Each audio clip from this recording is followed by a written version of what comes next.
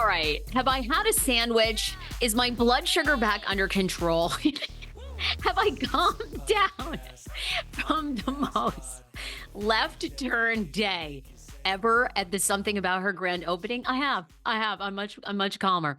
Did any of you guys watch my Something About Her review? I think a few of you did. I think a few of you did. Oh my God, people have hot takes and strong opinions. Look, being unhinged and hangry is a bad combo, but I admit sometimes when I'm out of pocket, and there I was.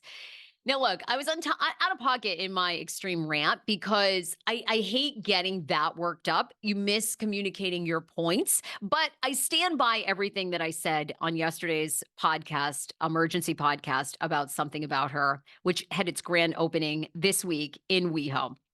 And I did a series. I started out, I was like, I'm going to follow this on Instagram, on TikTok. I'm going to show it. I'm going to get my sandwiches. I'm going to come back and I'm going to give an honest review. That would have been awesome. But after waiting 4 hours in line, we did not get sandwiches. And a lot of people, probably over 100 people, did not get sandwiches, did not get anything. And that's fine. You know, the point of me when I was so unhinged in yesterday's video that I missed is there were two things. A lot of positive things about the Something About Her opening, actually, which I'm going to talk about.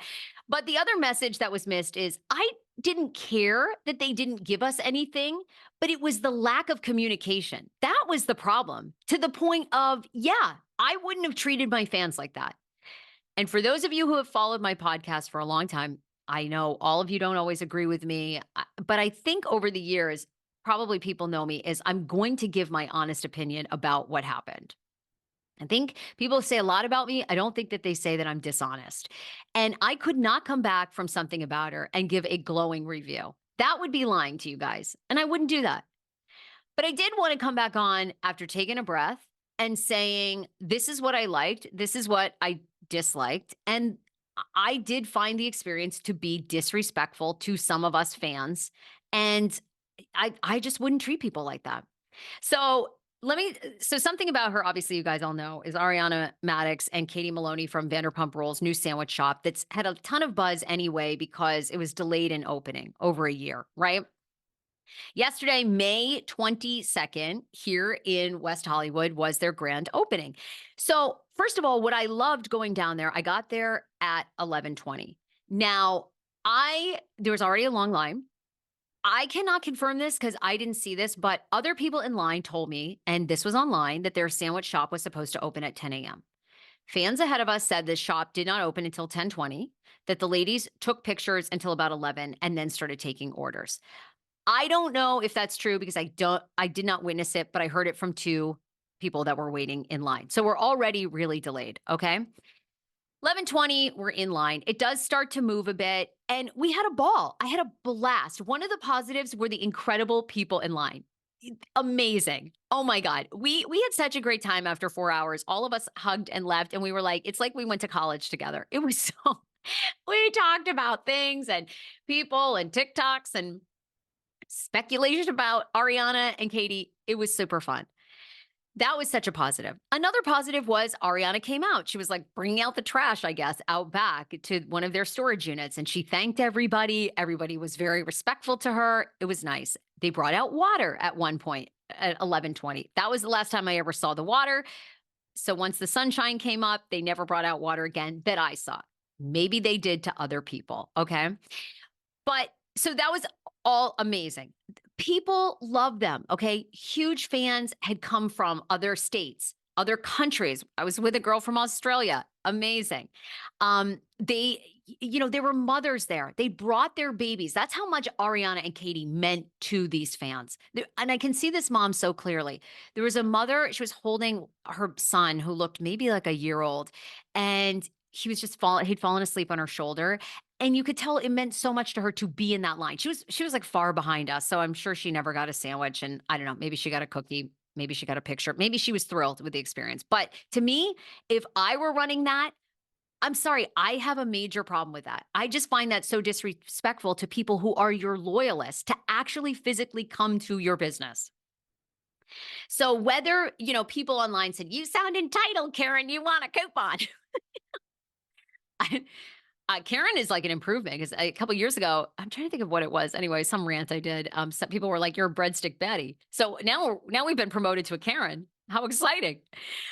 Yeah, I mean, I'm going to say I've been to a ton of bank openings and restaurant openings over the years because of working in radio. And I have to say, from Subways to car dealerships to small restaurants, they usually do things to help the crowd keep the momentum. A DJ there. I don't know why DJ James Kennedy wasn't there. We even set a merch booth. They could have had a merch booth and been making so much more money, kept people engaged.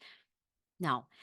My biggest problem with this, so all positive things. Ken Vanderpump drove by in his Range Rover without tinted windows. We saw Ken. Everyone was like, Ken. He was checking out the line. Peter from Vanderpump Rules and Sir, he came over. Peter's been on this podcast. He came over and said hi to me, took pictures with the girls that we were with. So it was a lot of positive things were happening. And a lot of people have also said to this, you've been a hater forever of Ariana and Katie on Behind the Velvet Rope. Yeah, I have said not flattering things about them 100%. And please do a breakdown, but I don't think Katie gets a very flattering edit on this show. She never seems like she's happy. She's never smiling. She's never happy-go-lucky. Again, maybe I need to go back 5 seasons. I realize that it's a reality show. I say this constantly on the Sarah Fraser Show and on Behind the Velvet Rope. I don't dislike anybody on reality television. I dislike moments that they have and edits that they get for sure. And I said with the whole Ariana thing, she's lucky.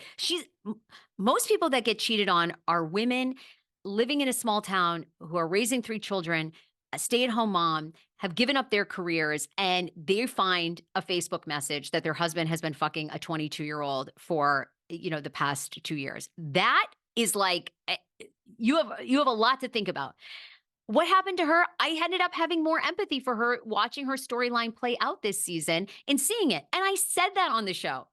But I'm not going to sit here and go, oh, I've been their biggest fans. I'm not. But I never root against people. Why would I go if I didn't actually have want them to be successful? Why would I go there? And I was ready to spend $80 in sandwiches. I mean, I wish them well. Yeah, I don't like certain things that they do for sure. Or I think that they also play up everything that Rachel and Tom Sandoval, I think they all know at Lala how much money they're making and, how great the fame is. I'd be doing the same thing. But yeah, so people brought that to my attention. Like, you were always going to trash him. No, I would have had great things to say. And I do have some positive things to say. But the negative things were really about communication. And I'm sorry, I find what happened yesterday to be incredibly disrespectful. I would never do that to people that are my diehard fans that have come to my live podcast shows. I always try to stay late, give them something, ask them if they like the show. What could we do better? That's just me. I felt what they did yesterday to this mom, other moms, to people that had been waiting in line. I could not have done that. And Ariana and Katie were actually cutting and making the sandwiches. To me, that didn't make any sense from the get-go, but that's their choice. Why they didn't have a bodyguard and a step and repeat out front so people could take photos. People would have come and gone. Again, maybe that wasn't the best idea because it would be hinging the traffic that would come in and out. But early on in the day, we heard their POS system went down. I don't understand why there was a really big group of women working for them. Why someone didn't come out and say to the end of the line, hey, we're really sorry. Our POS system is down. Hang in there. We're going to get it fixed. So it's going to be delayed, but we love you guys. Thank you so much. That would have been so appreciated. The other point people said to me is it's your own fault. You waited 4 hours in line for a sandwich. Yeah, it is.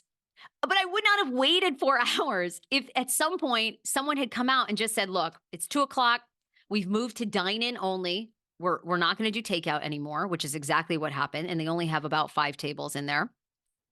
So we're really sorry. We love that you guys came. Please sign up for our email address, like our email list.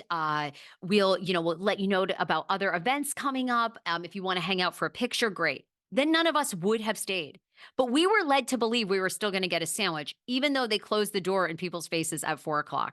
And at 3:00, they finally admitted they were going to do that. And by the way, there weren't going to be any comps. Okay. Again, that's fine. But I just don't find that right that you would do that to people who are your loyal fans. Now, I've heard from some of you guys that were in line. You agree with me. Some of you don't. There was a woman with rheumatoid arthritis, apparently, that's she had an amazing experience and didn't get a sandwich. No problem. This is my RAM. If that's your take, then that's your take. I feel like it was the lack of communication, and these people are not amateurs. They're not opening a restaurant for the very first time. They've been in the restaurant business for a decade. Why they were actually cutting sandwiches when most people just wanted a photo to say hi, to tell them how much they loved and supported them, it's beyond me, but maybe I don't know that part about the restaurant business. Why their POS system wasn't rigorously tested prior, so because they knew they'd have thousands of fans that day, you guys tell me, please. And I get a lot of you're a Karen, but I don't get any actual real reasons for why what they did was fine, except for you're just not a fan. That's what I'm told. All right. Well, but anyhow, overall, I actually thought it was a positive experience. But I did not get a sandwich. That was the other thing. People were like, "Did you actually get a sandwich?" No, didn't get a sandwich, didn't get a cookie. They ran out of 3 sandwiches by 2:30. And again, we had to go up and ask, like, "Hey, what did the person at the front say?" Because there would be a woman, she would come out, she would tell like the first 2 people in line, and that was it. That seems odd to me. That seems like customer service 101. I mean, I'm in the customer service business for my clients, and I'm always like, "Tell us what we can do. How can we improve your campaign? Communicate with us." That may be just how I operate.